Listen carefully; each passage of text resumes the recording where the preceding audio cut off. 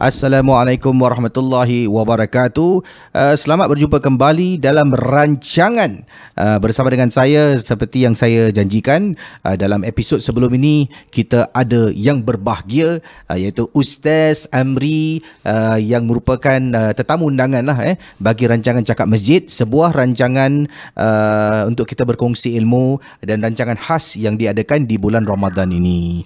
Jadi terima kasih pada para penderma yang telah menggunakan PayNow number kat bawah ni, ataupun yang anda telah membeli nasi ambeng, mendapatkan kurma, anda yang telah pun bank transfer untuk sama-sama membantu dan mencantikkan semula rumah Allah, iaitu Masjid Al-Amin di Teluk Belanga. Jadi Ustaz, rumah Allah. Yes. Ini kalau orang ni mungkin dia bantulah derma, kan? Duit yang dia bantu tu mungkin dia pasang kipas. Selagi kipas tu berputar dekat masjid tu, bila dia dah meninggal, pahala dia jalan terus, Ustaz. Jalan lah. Jalan lah. Oh, passive income. Passive income Kalau orang tutup kipas tu dia tak ada pahala kalau gitu nak kena je elektrik mahal sih. I think niat tu selagi kipas tu bermanfaat dekat situ, okay, untuk orang selesa ibadah, apa orang ibadah pun dia dapat pahala, dia pasang kipas tu dapat pahala. So apa jua lah anda lakukan di masjid lah. Sebab ada orang ni dia berebut, tapi nanti dia nak infak ke, dia nak kasihkan, mungkin apa tu dia panggil, hadiahkan sesuatu untuk masjid. Semua nak beli sejadah. Dah banyak sejadah pada dia sejadah terlekung ni, ni orang sembahyang, pahala dia lebih sikit. Tidak kan Ustaz? Maksudnya apa jua anda sumbangkan, masjid gunakan untuk madrasah, beli kerusi meja. Itulah sumbangan dan pahala tetap sama, Ustaz. Yes, correct. I agree to that. Sebab dia kita kata tu, kita mendatangkan atau memberikan manfaat kepada orang yang guna. So selagi itu orang pakai manfaat, orang belajar solat, zikir, baca Quran, selagi itu kita dapat pahala lah, insya-Allah. Jadi kalau boleh jangan dermakan pada satu benda sajalah. Keuangan dia perlu, barangan boleh derma dari segi ada infak lah, untuk bina semula bahagian IT room macam tu lah. Kalau anda hanya fikirkan ini sejadah telekung derma Quran, nanti manfaat dia lebih, maknanya itu akan anda akan berikan masjid sesuatu yang pada waktu itu tidak diperlukan lah. Saya ada satu soalan. Apa dia? Saya nak tanya. Apa dia? Allah ni berkira tak? Allah ni kalkulatif tak? Tu soalan susah tu kalau dari segi saintifik kalau kita buka maths saya rasa berkira tu ada. Simple je. Okay, Allah ni very kalkulatif. Tapi kalkulatif Allah ni macam mana? Allah sangat pemurah. Sebab kalau kita tengok dalam surah Al-Anbiya, Allah sebut, saya kurang ingat, saya bukan hafiz tapi saya ingat Allah sebut mithqala habbatin min khardal, iaitu amal ibadah kita atau perilaku kita ni yang sebesar biji sawi itu pun Allah kira, Allah hitung, Allah tak tinggal, Allah akan ganjarkan. Dan lagi kita faham hadis Qudsi yang Nabi sampaikan kepada kita bulan Ramadan ni kan, Allah sebut dalam hadis Qudsi tu, bulan Ramadan ni bulan aku. So Allah nak bagi ganjaran apa, itu Allah yang suka. Kita buat sikit, Allah nak gandakan 10 ke 12,000 ke 1 juta pahala ke, itu semua hak Allah. So yes, Allah is very much calculative, but kalkulatifnya Allah tu kita lihat dia sangat sangat yang pemurah, kita kata. Sebab tu awal ni saya pernah sebutkan Ar-Rahman Ar-Rahim. So itu sifat Allah yang Allah nak tunjukkan. Jadi itulah penjelasan dari Ustaz sendiri maknanya kita buat banyak dapat banyak lah. Kita buat sikit kemungkinan dapat banyak juga. Tapi Allah tak zalim. Tak zalim, betul. Sebab kalau kita buat, Nabi sebut apa? Kalau kita buat keburukan, maka Allah balas dengan satu keburukan. Macam itulah. Sebab tu saya difahamkan oleh ustaz-ustaz sebelum ni, kalau ustaz buat ibadah, munjim baca Quran. Ustaz ni Kenapa ustaz pula? Yalah. Semua orang baca Contoh. Contoh. Okey. Kalau ustaz cakap tentang ganda-ganda kan. Kalau seorang ustaz seorang graduan daripada Al-Azhar membaca Quran, pahala dia mungkin 2. Contoh. Tapi kalau orang yang merangkak-rangkak baca Quran, pahala dia lebih sikit. Lebih betul. Betul. Sebab usaha dia tu lebih Nabi ada sebut. Walaupun ini ustaz tapi pahala dia sebab dia dah fasih, dah faham. Dan begitu jugalah dengan orang yang selalu solat, dengan orang yang betul-betul nak dekatkan diri Allah untuk solat tu, dia akan diberi encouragement lah, macam I give you more points lah. Ya, betul. Itu sifat kebesaran Allah, sifat kasih sayang Allah yang Allah kurniakan untuk hamba-hamba dia. Jadi hari ini topik perbincangan kita memandangkan saya bersama dengan seorang ustaz dalam kelulusan Al-Azhar berkenaan dengan syariah law hukum syariah ni. Kalau sebelum ni kita cakap tentang faraid kan, dan hari ini kita nak cakap tentang zakat harta pula. Zakat lah bukan zakat harta tapi zakat lah. Di bulan Ramadan adalah satu kewajipan memberi zakat, tu adalah wajib.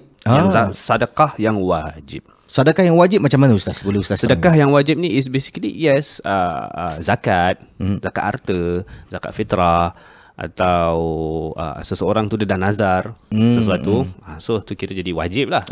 Jadi zakat tu dalam juga lingkungan sedekah jugalah. Yes, dalam kategori sedekah. Tapi sedekah yang diwajibkan jadi zakat. Yes, correct. Dalam ni Jadi hari ini kita nak cakap tentang zakat. Apa tu sebenarnya zakat fitrah?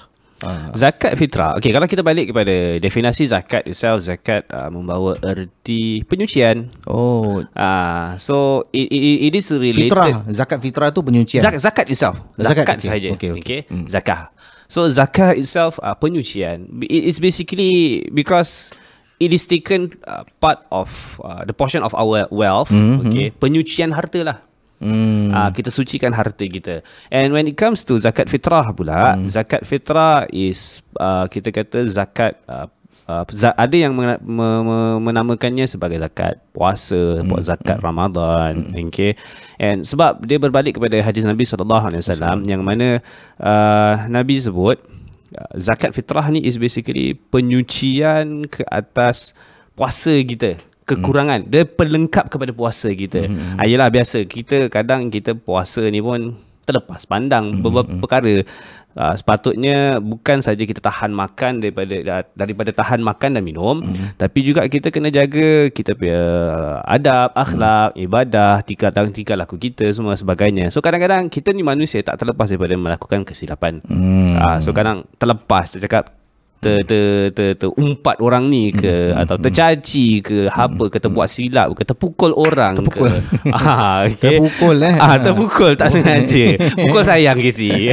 Jadi ustaz, jadi zakat fitrah ni seperti yang selalu kita dengar lah. Zakat fitrah tahun ni untuk bahagian yang yang rendah sekian-sekian, bahagian yang tinggi sekian-sekian harganya. Itu zakat fitrah. Yes, yang kalau kita lihat dekat website atau dekat masjid-masjid, dia ada $5, ada 7.5 tu kan. Itu zakat fitrah lah. Itu zakat fitrah.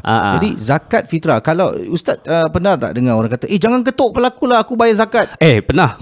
Adakah itu ada kena-mengena ketuk kepala dengan zakat ustaz? Saya dari dulu nak tanya ni ada kesempatan jangan ketuk lah, aku bayar fitrah. Bapak aku bayar fitrah tau.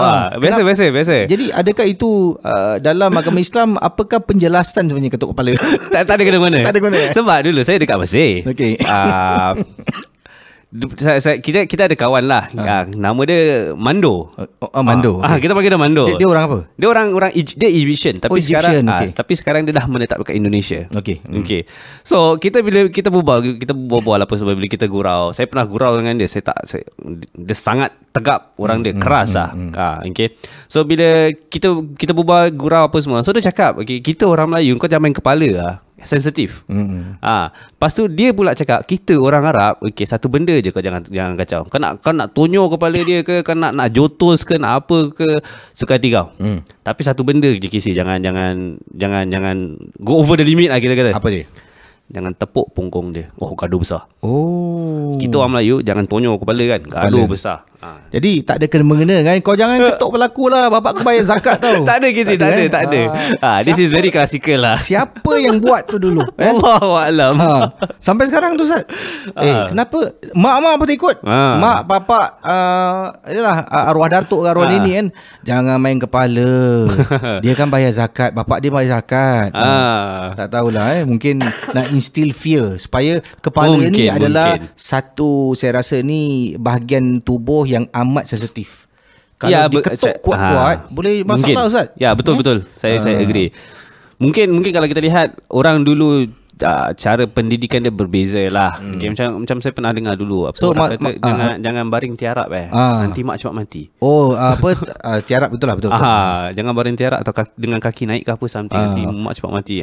Nauzubillah. Jangan duduk atas bantal, nanti bisul. Tapi saya kira perkara-perkara ni, nasihat-nasihat seperti ini kurang relevan lagi lah hari ni betul. Jadi kita ambil iktibar, insya-Allah. Jadi maksudnya tak ada kena-mengena ketuk kepala dengan zakat fitrah. Okay. Baik, bab zakat fitrah ni Ustaz, ada beberapa lagi soalan nak tanya lah. Kalau mungkin orang tu meninggal dunia sebelum raya, boleh tak kita bayarkan zakat fitrah untuk orang tu? Okey, kalau kita balik kepada syarat untuk mewajibkan seseorang itu bayar zakat fitrah, okey, dia kena Islam. Okey, dan yang kedua, dia ada sedikit kelebihan. Maksudnya makan ke atau wang, okey, pada malam dan pagi raya itu ada lebih untuk dia dan juga tanggungan dia. Dan kemudian dia berjumpa dengan syarat dia yang ketiga adalah dia berjumpa dengan akhir Ramadan dan juga awal Syawal. Sebab kalau kita lihat dulu zaman Nabi SAW, okay, dan juga para sahabat, dia akan laksana keluarkan zakat fitrah ni bila tau? Pagi raya atau malam. Oh, okey. So sebelum nak pergi masjid tu kan, sampai jalan jumpa orang fakir miskin, dia kasih. That is what happened last time. But today saya kira ulama dah perluaskan sedikit. So during the whole Ramadan kita masih boleh bayar zakat. So kalau kita balik kepada syarat tadi tu, okey, orang yang meninggal sebelum hari raya atau sebelum malam raya tu, maka dia tak wajib lah kalau ikutkan. Tapi based on syarat tu. Jadi saya pula pernah mendengar Ustaz. Bayar lambat-lambatkanlah membayar zakat. Adalah sunnah. Sebenarnya kata, sebab ada Ustaz cakap tadi pasal dulu kan zaman Nabi dia malam raya baru dibayar kan. Jadi dia kata malam raya tu lebih bayar zakat tu lebih baik. Adakah betul Ustaz? Saya kira kalau dia nak ikut sunnah tu boleh lah, betul. Tapi kita ni sekarang sibuk. Kadang tapi ada teknologi Ustaz. Sekarang dekat rumah pun boleh duduk buka handphone, zakat fitrah. Tap je Ustaz. So dia tak ada masalah. Okay, kalau dia nak buat hujung boleh, nak buat awal pun boleh. Sebab ulama dah perluaskan. Nak bayar awal pun boleh. Memudahkan. Sebab tu Islam ni sebuah agama yang tidak ingin membebani anda. Yes, correct. Sebab itulah tarawih tak wajib. Lain pula ke situ. Tapi betul. Nabi tak buat tarawih hari-hari bersama sahabat sebab tak nak ada perception yang tarawih tu wajib. Sekarang kalau saya ni bayar zakat fitrah, ikut zakat fitrah dekat luar Singapura, boleh tak? Macam mana? Ikut kadar ke atau bayar dekat luar? Saya bayar kat luar. Oh, bayar kat luar. Awak ni orang mana? Orang Singapura. Orang Singapura. Sebab kalau bayar ikut mungkin mata wang negara lain mungkin lebih kurang sikit lah. Saya kira afdal tu dekat dalam negeri lah. Yang afdal. Yang afdal lah dalam negeri lah. Sebab kita nak tolong orang yang berada di kawasan kita lah. Contoh sebab kita tertakluk di bawah orang kata MUIS kan. So MUIS yang badan berkanun yang menguruskan perihal zakat. So saya kira kita bantu orang Islam kita yang berada di Singapura itu lebih aula lah. Lebih utama. Saya terusnya selain daripada zakat fitrah, zakat apa lagi yang ada Ustaz? Basically zakat harta, zakat harta lah.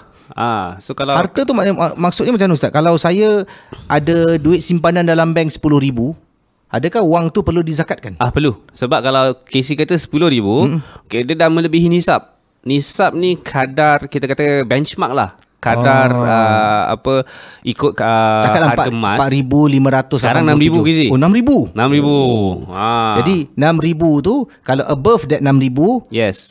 10,000 tu harus dizakatkan.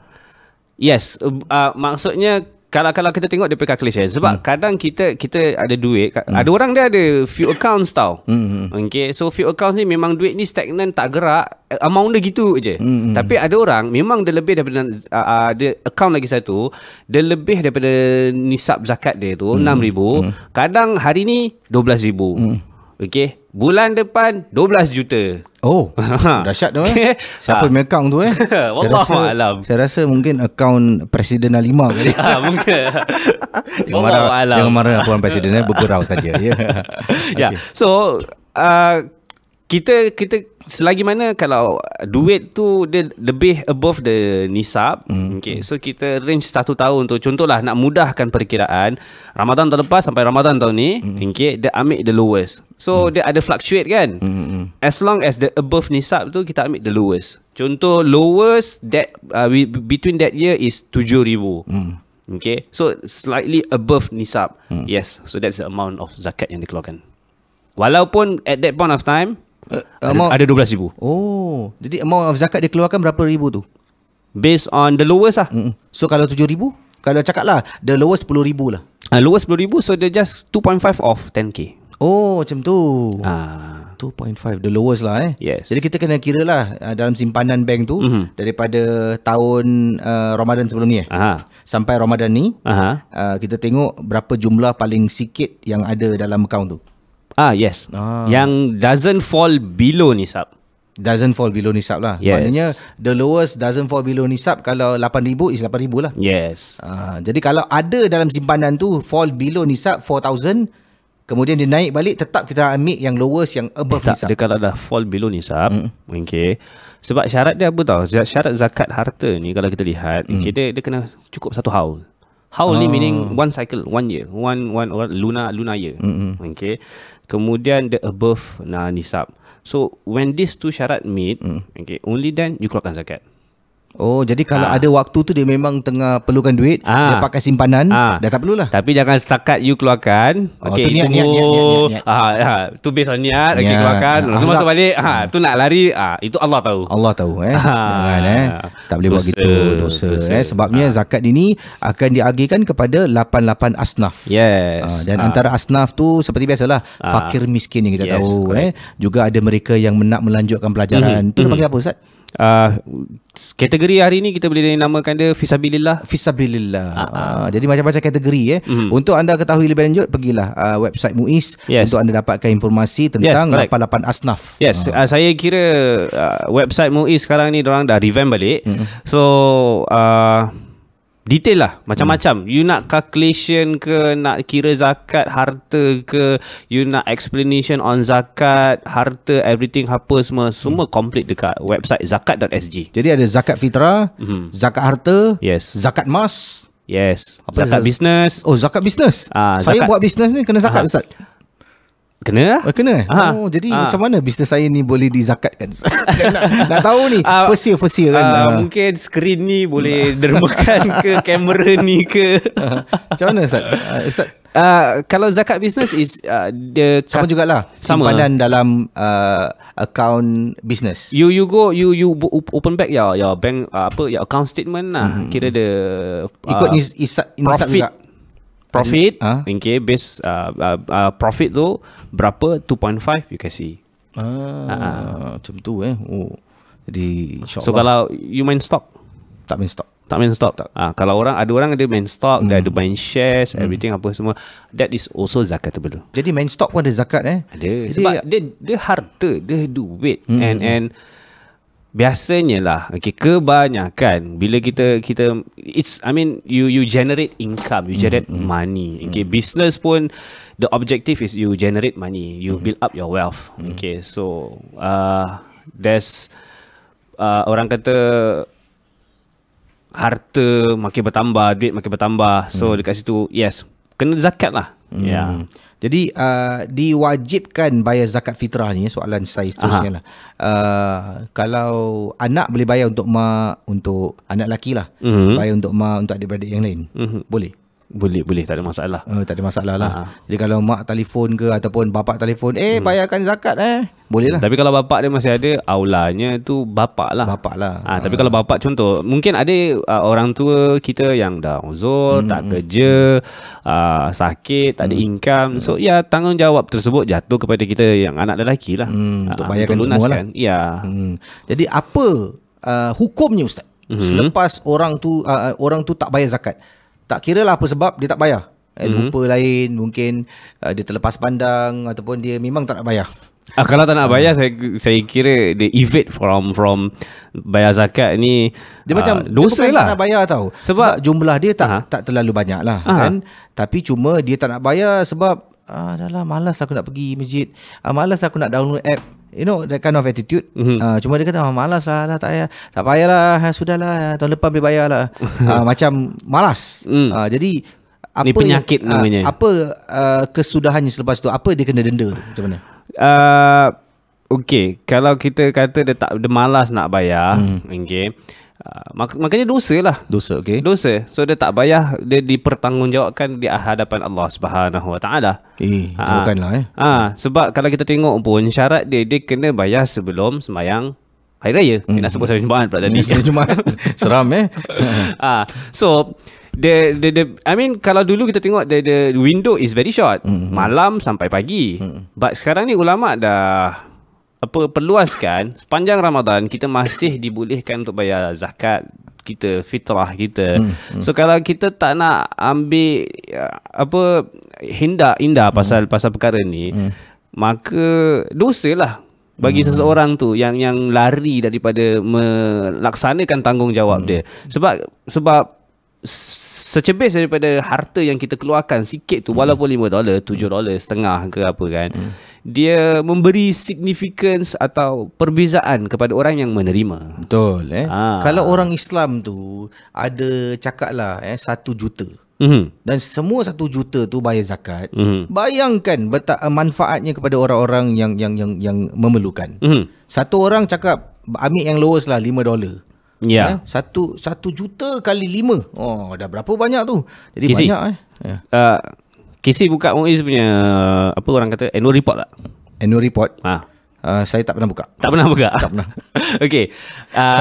Saya dah banyak report saya kena buat sebelum ni. Jadi saya nak tengok report orang, saya seram. Okey, kita go by statistik lah, fact lah. Okey. Kisi rasa what's the amount collected for zakat? I mean, kalau tahun lepas tak boleh lah. I mean, annual report belum 2020 kan. So we go 1 year before 2019. What's the amount collected? Mungkin 15 juta. Saya boleh sebut tu 10 tahun yang lepas, Kisi. 10 tahun lepas 15 juta. Sekarang berapa Ustaz? Kalau kita lihat balik annual report Muiz, Masya Allah, Alhamdulillah. Saya kira masyarakat kita ni dah situasi ekonomi mereka dah meningkat. You can see the collection from 5 years back, from 35 now, I mean the latest 2019 is 46 juta Yes. Itu baru yang berzakat melalui Muiz. Correct. Yang zakat melalui badan-badan yang lain, tak kira tu, tak termasuk. So I think the Muslim economy here in Singapore is quite strong lah for the 14% of population of us here in Singapore. I can say we are very much stronger than before lah. Alhamdulillah But kalau kita tengok the portion from 46 to 46.5 kalau tak silap saya, kita scale down lagi sikit, kita tengok fitrah berapa. The amount of fitrah collected is basically 4 million. Okay. So saya kira banyak tu. So daripada situlah Muiz akan agih-agihkan kepada asnaf yang berhak lah maksudnya. Betul. Jadi bukan sekadar fakir miskin lah. Yes. Kadang-kadang orang tu memang ada rumah 5 bilik, tapi bila nak lanjutkan pelajaran mungkin tidak mempunyai kelebihan dari segi kewangan. Yes, correct. Kita tak boleh pandang macam tu Yeah, kita kena tengok secara keseluruhan Correct. Jadi itulah yang dipertanggungjawabkan oleh MUIS untuk diagihkan secara adil kepada 88 asnaf. Yes. Baik Ustaz, kita pun dah sampai di penghujung chit-chat kita, borak-borak kita tentang zakat kan. Sebelum kita cakap tentang faraid, yang belum tonton boleh tonton episod sebelum ni. Yes. Tentang faraid Yes. membakar Tapi tadi ada satu soalan lagi yang saya kira pun kita kena apa? Share lah, kita kena jawab. Wajib tak seseorang yang menerima zakat, okey, lepas tu dia keluar zakat?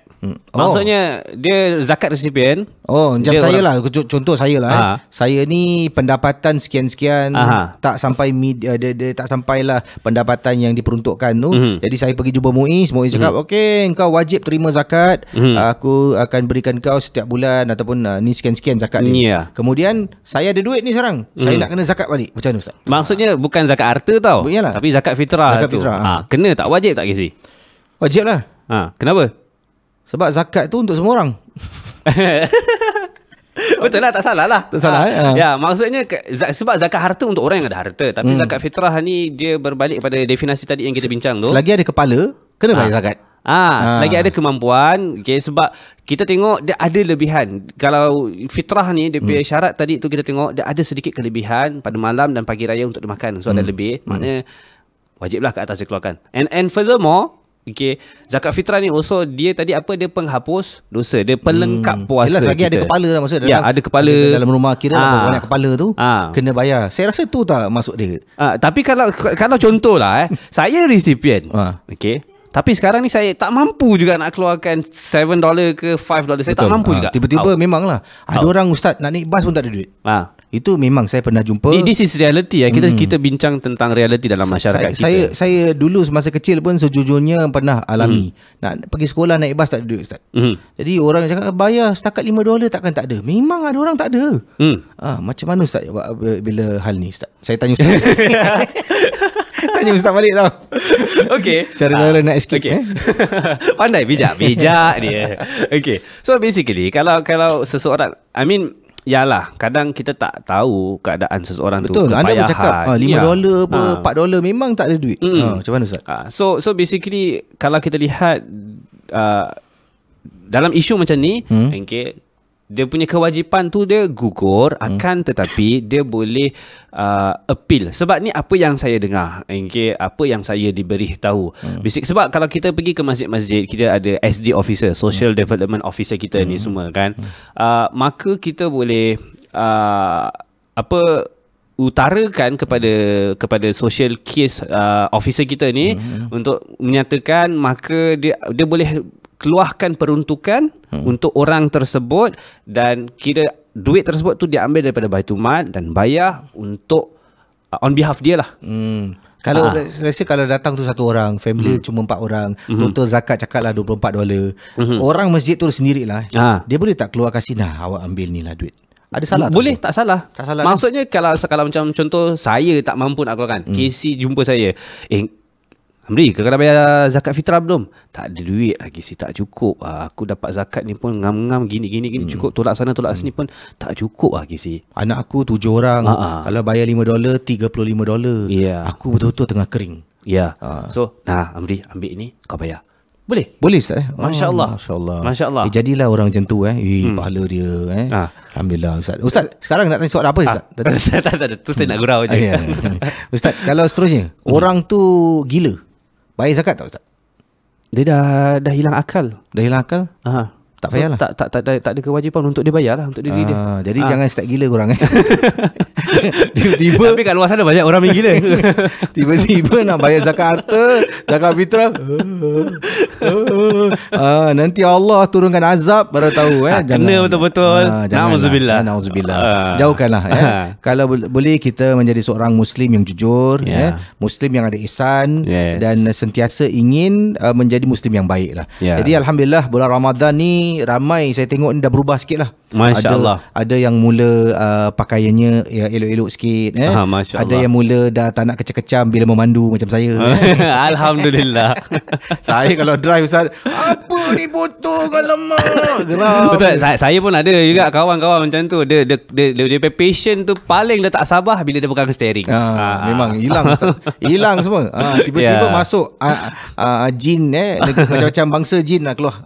Dia cakap Mandarin boleh, cakap Tamil boleh. Jadi janganlah, kita berubah ke arah kebaikan dan semoga perubahan kita di bulan Ramadan ni akan istiqamah berterusan hingga Ramadan akan datang. InsyaAllah. Amin. Dan akan Ya terus Rab. berubah, Ya Rab. insyaAllah. Amin. Jadi cakap masjid ni kita berkumpul untuk mengumpul dana Masjid Al-Amin. Seperti anda tahu, rancangan pertama sampailah sekarang ini. Masjid memerlukan bantuan anda. Longkang-longkang yang seperti ini, wiring, cabling dah berlubang, bumbung berlubang, dan ada bumbung yang bocor, ada tiling yang tak rata. Jadi saudara, memang sedih kita melihat rumah Allah yang kita panggil rumah Allah ni. Rumah kita cantik Ustaz. Nak raya beli lampu lap-lip, walaupun kita tahu tahun ni visitor 8 orang macam tu lah. Lampu lap-lip langsir, tapi rumah Allah kita biarkan macam ni Ustaz. Kisi, saya nak buat secadangan lah. Apa Kisi buat satu macam advertisement lah untuk tonton masjid ke apa. Macam saya dengar kat radio yang apa tu, saya soft. Yusof ke? Tak, saya sofa baru awak. Macam gitu. So catchy sikit kan? Boleh Ustaz. Maybe masjid orang boleh derma terdorong untuk derma bantu masjid. Okay. Mana tahu, wallahu alam kan. Be kreatif, wallahu alam. Dan satu lagi ni kurma ajwa yang dikeluarkan oleh Masjid Al-Amin. Anda boleh beli sekotak $22 dan 5 kotak $100. Penghantaran percuma 5 kotak ke atas. Bawah 5 kotak kena bayar $8. Yes, correct. Boleh beli lebih-lebih, kasih orang untuk jamu buka puasa. InsyaAllah kita juga diberi pahala lah. Betul. Juga ada inilah projek wakaf Iltizam Masjid Al-Amin. Boleh wakaf Dewan Solat, wakaf sound system, audio visual, CCTV, wakaf sistem tenaga elektrik, wakaf bumbung, wakaf bilik darjah. Banyak ni wakaf. Yes. Wah, ni saya rasa peluang ni. Awak wakaf ketika Ramadan. Dah lah masjid Ramadan lagi. Ustaz. Yes, banyak kebaikan tu yang kita buat tu, kita infak dekat masjid kan. InsyaAllah lah, maksudnya pahala kita pun perpetual lah. Sebab selagi kita derma, benda tu dimanfaatkan orang yang datang masjid, belajar ke, sembahyang ke apa, selagi tu dah akan dapat pahala. Jadi saya nak ucapkan terima kasih kepada Ustaz Amri yang sudi bersama dengan saya Casey. Dan Alhamdulillah kita pun dah sampai selesai rancangan Cakap Masjid demi menyokong mengumpul dana untuk Masjid Al-Amin. Selamat berpuasa pada Ustaz dan selamat beribadah. Sama kepada Casey juga. Semoga Allah terima segala amal ibadah kita. Amin insya-Allah. Ya Rabbal Alamin.